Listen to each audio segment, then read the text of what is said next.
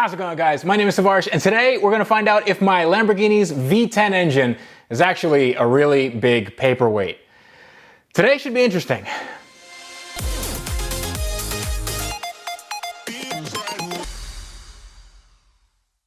So for those of you new to my channel, thank you so much for watching. Hope you guys like it. And if you like this car as much as I do, consider subscribing so you guys get notified as soon as I make videos and hopefully get this thing on the road making a ton of power. This, of course, is my 2008 Lamborghini Gallardo Spider. It has a 6-speed manual transmission, an awesome V10 built engine with twin turbo kit, and it has, well, it needs a little bit of work. Now, I last left you guys off with me working on this car, specifically the front lift system. We did get that to work, sort of, because the Syvex S12 engine management unit can't really decipher like the stock Lamborghini computer can. I do have a solution for that, and I will be divulging that information later on, but I need to get this thing to the dyno because I want to know how much power it makes. I want to get it on the road. I want to make sure it's running right. And in order to do that, we need to make sure that the car is running, well, good enough to get on the dyno. Right now, it has a little bit of an oil burning issue.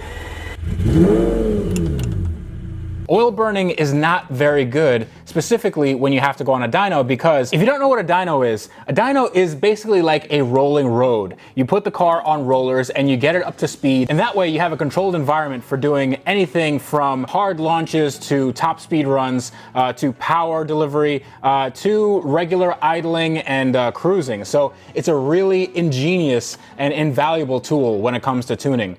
So my car, when it burns a little bit of oil, when oil comes out the exhaust in form of blue smoke, that means that the mixture of air to fuel is actually altered. Because when you alter the mixture, it can throw things off.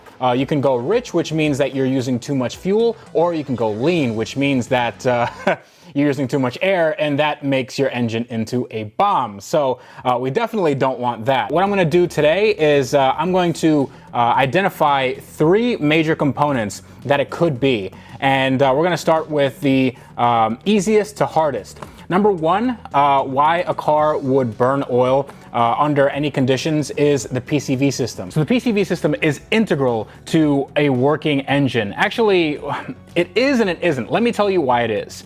PCV stands for positive crankcase ventilation, and that basically means that all the gases that are a byproduct of combustion, known as blow-by, basically the combustion process inside the engine is not a perfect process. There are some gases that go through the piston rings and they end up in your crankcase. Those crankcase pressures need to be vented either to atmosphere or back into the intake, because those are, well, they're not exactly great for the environment. So what you can do, and what most cars have, is a PCV system, which means that there's a vacuum tube going from a valve cover or somewhere thereabouts, and it goes directly into the intake manifold, and there's a little check valve, and that's called a PCV valve. That means that if for some reason there's an intake backfire, it doesn't go back into your crankcase and possibly ignite some oil.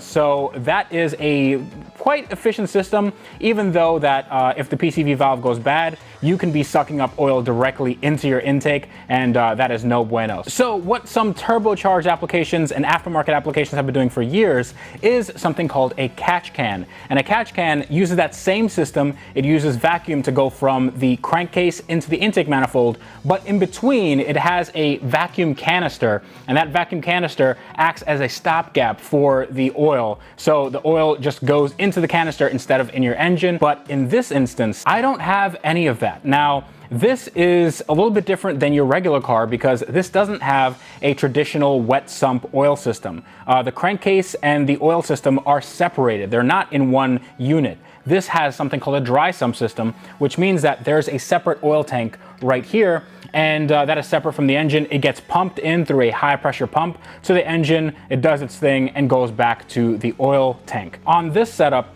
there was a PCV system with a stock intake and everything. Obviously, we don't have a stock intake anymore. This breather basically expels the crankcase pressure that is coming in through the oil tank. So this actually is, it's a fine solution.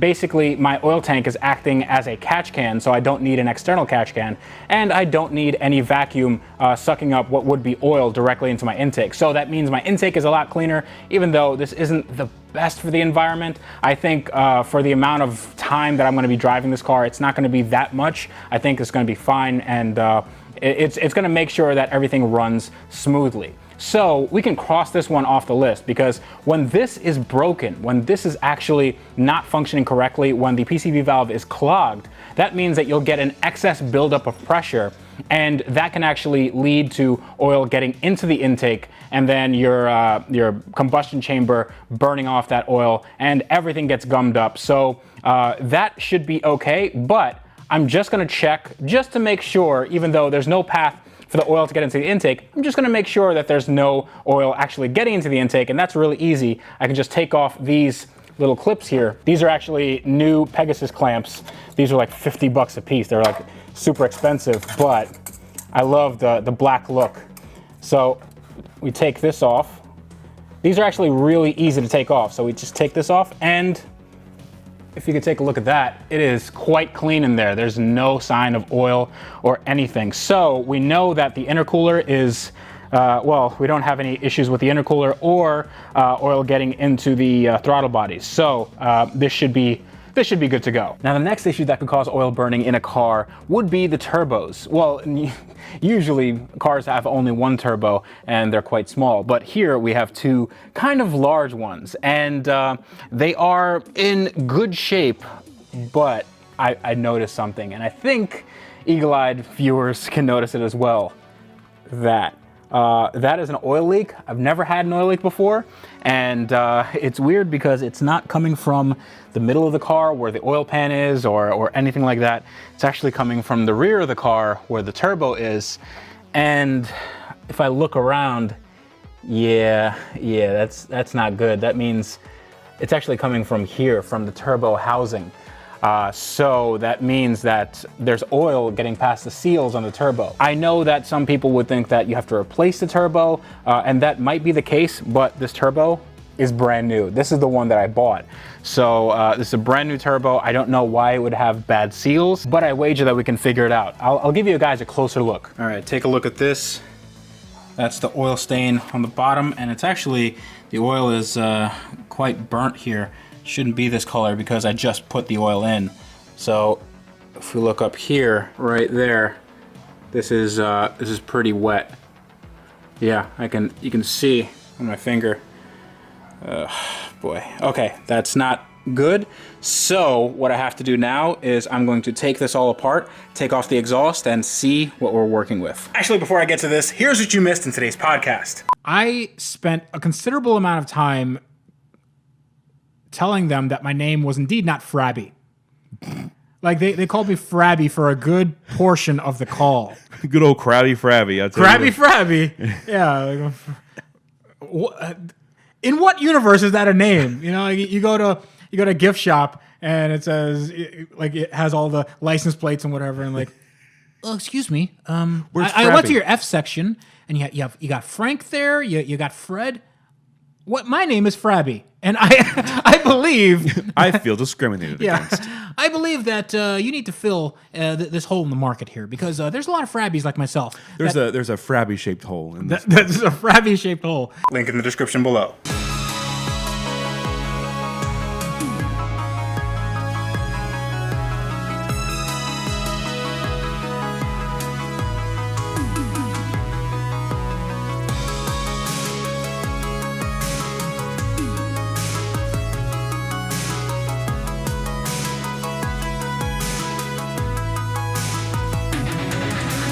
All right, now that we have everything torn apart, you can see the offending article, this turbo. And, well, it doesn't actually look that horrible.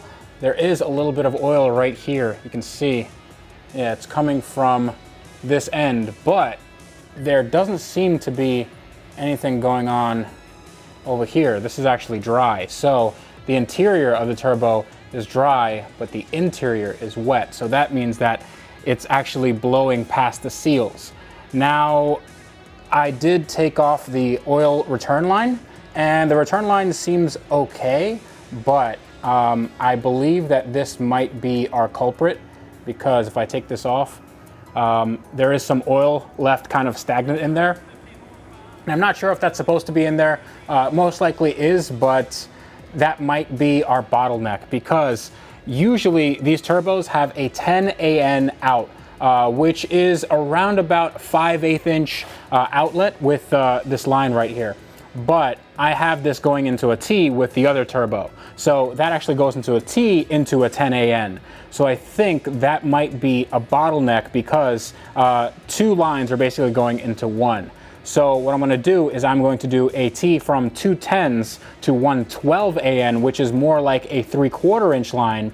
And then I'm going to run that into the sump. So hopefully that's the problem, but I'm not sure yet. But before I go on ordering parts, I want to check a few more things. I want to be absolutely sure that the compressor housing doesn't have any oil in it. All right, so there is 0 oil in this compressor housing, and it is spinning quite nicely. But I know that these BorgWarner EFR 8374s are internally restricted, which means that you can basically pump as much pressure as you want up to a certain degree. I believe it's about 5 bar or something, and you won't need a restrictor. It has an internal mechanism to deal with all this. So that should be that. Hopefully this turbo is good. It's not actually defective, which would really suck. But what I'm going to do right now, and pretty much the only thing I can do, short of returning this turbo or exchanging it, is get new lines. So I'm going to get new 10 AN to 12 AN lines. So I'll have no restriction going in there. But I think that's the only thing it could be. Now let me show you the setup underneath the car. All right, so this is not a angle that you guys usually see, but here is the oil return line coming from the passenger side turbo, and it goes underneath. And if we follow that underneath, it goes right here into this T. Now it is pretty tight under here, so bear with me. But it goes into this T. This is the offending article. I think that's the turbo. I think that's our culprit. Even though there's no weird kinks, this is a full flow 90-degree bend. But I think maybe because this goes sort of underneath here and does a bend and then has to come up just a little bit and then goes into this T. If we follow this T around, it comes over here. I zip tied everything together just so it doesn't foul on anything, and that comes right here, and this is where the stock drain bolt is, and that's actually where it's supposed to go. That's actually the location for the turbo outlet, because this, as a dry sump system, actually has suction right here. So this is the oil pump pickup, so there's plenty of suction here, but apparently there might not be enough. Now I'm looking at this. This does seem to have a little bit of pressure by the water lines, but it's not that much. I mean, I can easily press it up, so maybe I'll have to reroute that a little bit, but it's not hitting on anything. I mean, here's the drive shaft going to the front of the car. It's not hitting on anything, and if we take a look at this, it's not leaking. I mean, it is a little bit wet, but it's not leaking or anything. So just looking at this. Now, if any of you have turbo Lamborghini experience, can you let me know if this is okay? Because I have talked to Peter Bjork, the other guy on YouTube with a garage-built Lamborghini twin turbo, and he says this should be okay. But I'm just thinking about the pressure differentials between 2 into 1. You'll lose. You'll have a lot of back pressure, so maybe I'll alleviate some of that, and also maybe this this T is a little bit too, actually it's more of a Y fitting. Maybe that Y is a little too extreme. Maybe I need a T fitting or something that, has this on one sort of plane instead of having it need to go up. Maybe that's creating a bottleneck.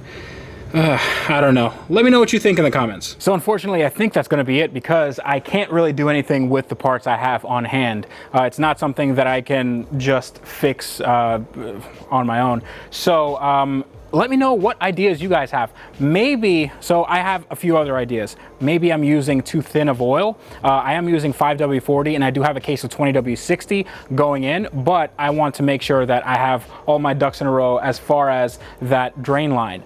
Maybe I need a restrictor. I know that the oil pressure for this is actually not that high.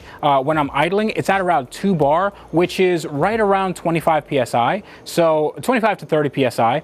And when it first starts up, it's at around 4 bar, but these turbos can supposedly hold up to 5 bar without needing a restrictor. So let me know if maybe you guys have had experiences with this specific BorgWarner EFR turbo, and maybe you guys need a restrictor and you guys had some oil burning issues. Maybe it's something that, you know, I shouldn't have idled the car for so long. I doubt it's that, but it could be that nevertheless. So I need a lot of ideas. I don't want to take this turbo apart just yet because I have the coolant lines, which is a giant pain in the butt. I want to make sure that if I'm taking the turbo off, it's for a reason. I also want to make sure that everything else is aligned. So I do know that it's actually going, well, the oil leak is coming from there. So that's at least a starting point. And I know that the oil isn't really an issue with the engine, which is really good.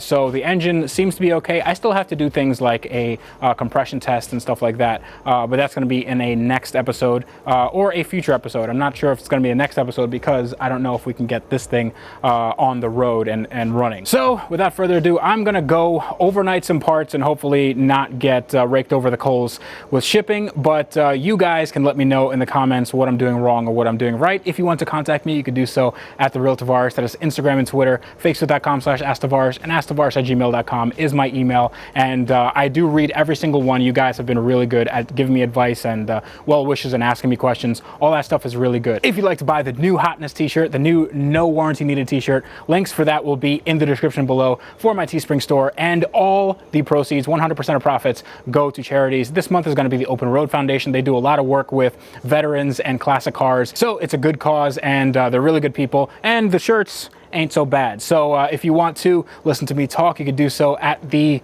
podcast link below for my Wrench Everyday podcast. I am changing the name of the Wrench Everyday podcast soon enough, but for now it is the Wrench Everyday podcast. You can listen to it. I have new episodes every single weekday. But until next time, this is me telling you that on cars like this that got me down a little bit, just because these problems aren't the easiest to solve, but we're going to solve them anyway. You guys need to wrench every day.